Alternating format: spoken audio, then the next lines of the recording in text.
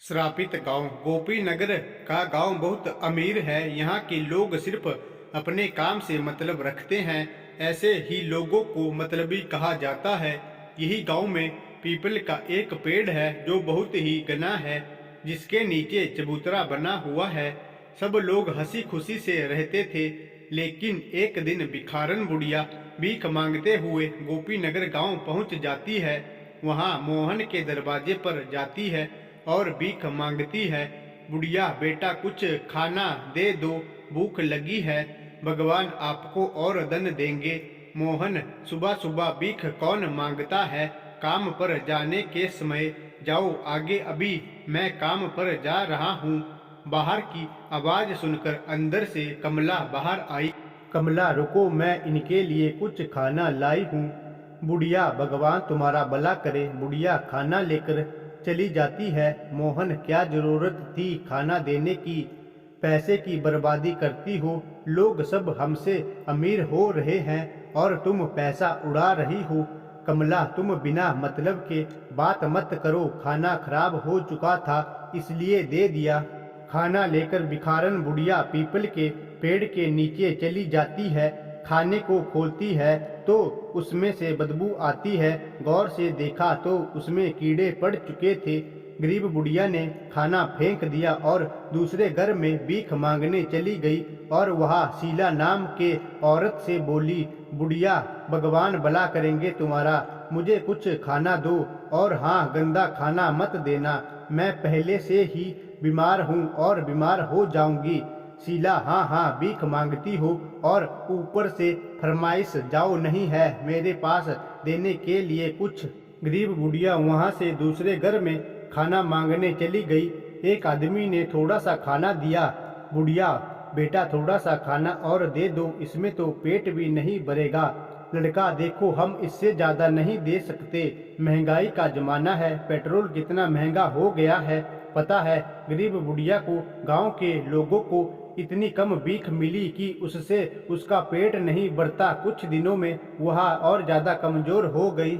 बहुत अधिक गर्मी होने के कारण एक दिन बुढ़िया को बहुत जोरों से प्यास लगती है। आसपास पानी ना मिलने के कारण वो लोगों के घर जाकर पानी मांगने लगती है। लेकिन वहाँ के लोग इतने मतलबी है कि गरीब बुढ़िया को पानी भी नहीं दे रहे हैं। बुढ़िया, पानी दे दो, कोई मुझे पानी दे दो।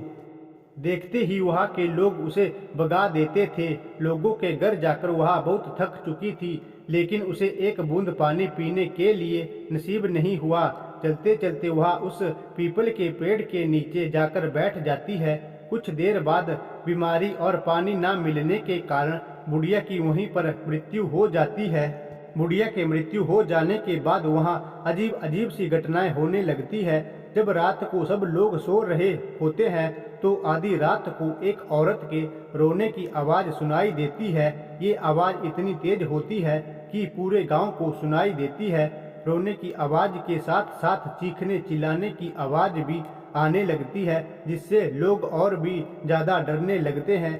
गांव के लोगों ने एक मीटिंग बुलाई। सब लोग उसी पीपल के पेड़ के नीचे इकट्ठे होते हैं। उसमें से एक आदमी बोलता है, गांव वालों, ये क्या हो रहा है? गांव में रोज रात को एक औरत की रोने चिल्लाने की आवाज सुनाई देती है। तभी एक औरत बोलती है, इसका क्या उपाय है? मेरे बच्चे बहुत डर रहे हैं।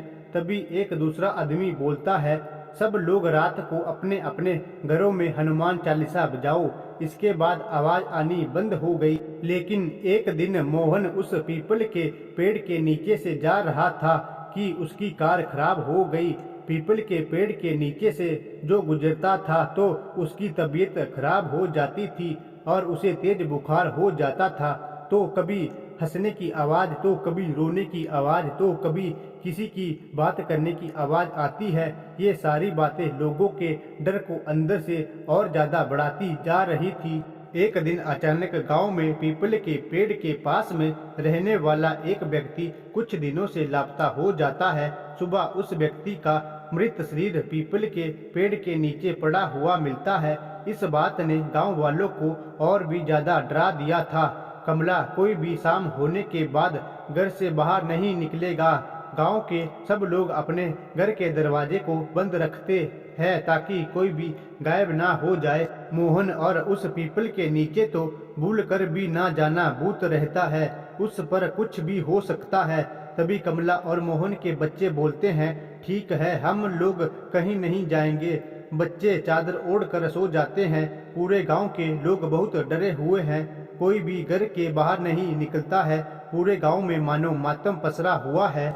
मोहन और गांव के कुछ का एक साधु के पास जाते हैं और उस साधु बाबा से पूछते हैं, हम लोग एक बुढ़िया को भीख नहीं देने के कारण परेशान है, वो भूख और बीमारी से मर गई। बाबा, ये सब जो भी हो रहा है उसमें तुम सब गांव वालों की ही गलती है। तुमने एक बीमार और गरीब बुढ़िया को अपने लालच और निर्दयता के चलते मार डाला। तुम लोग उसे 2-4 रोटी भी नहीं दे सके, जिसके कारण उस गरीब बुढ़िया की जान चली गई और वो अपना बदला ले रही है।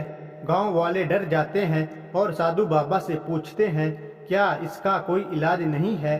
बाबा जी, बाबा, हमने पूजा का इंतजाम करना होगा, तब शायद कुछ हो सकता है।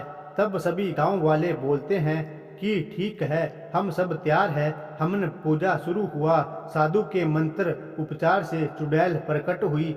चुड़ैल, ये साधु तुम क्यों इस मामले में पड़ रहे हो? तुम अपने रास्ते चले जाओ, वरना तुम्हें भी मौत मिलेगी। बाबा देखो, इंसान से गलती हो जाती है। तुम बताओ तुम्हें क्या चाहिए?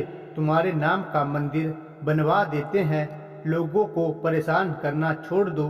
चुड़ैल हंसते हुए बोलती है, जिंदे पर तो कुत्ते से भी ज्यादा बुरा व्यवहार किया और अब देवी देवताओं की बराबरी दे रहे हो। मैं उस लायक नहीं हूँ। मैं चुड़ैल हूँ, चुड़ैल। बाबा, कुछ तो उपाय होगा जिससे कि तुम गांव वालों को छोड़ दो। चुड़ैल, एक उपाय है, इन सब पापियों को गांव छोड़ना पड़ेगा, वरना सब मारे जाएंगे। और साधु, तुम भी चले जाओ, क्योंकि गुनहगारों के साथ बेगुनाह भी मारे जाते हैं। इस गांव को मेरा श्राप है कि जो भी इस गांव में रहेगा वो मरेगा, जैसे मैं मरी थी। यह बोलकर चुड़ैल गायब हो जाती है और साधु गांव वालों से बोलता है, इसका कोई इलाज नहीं है। जब तक वह अपना बदला नहीं लेती, वह शांत नहीं होगी। धीरे धीरे लोग बीमार होने लगे और बीमारी बढ़ती जा रही थी, जिसके कारण गोपीनगर वाले को उस गांव को मजबूरी में छोड़कर दूसरी जगह जाना पड़ा। लोगों के एक गलती के कारण अपना अपना घर, अपनी जमीन जायदाद सब छोड़कर जाना पड़ा। यह गांव अब सुनसान पड़ा है। यहाँ अब तो ना कोई आता है और ना ही कोई रहता है। इसलिए हमें कभी भी घमंड और निर्दयता से हमें किसी का अनादर नहीं करना चाहिए।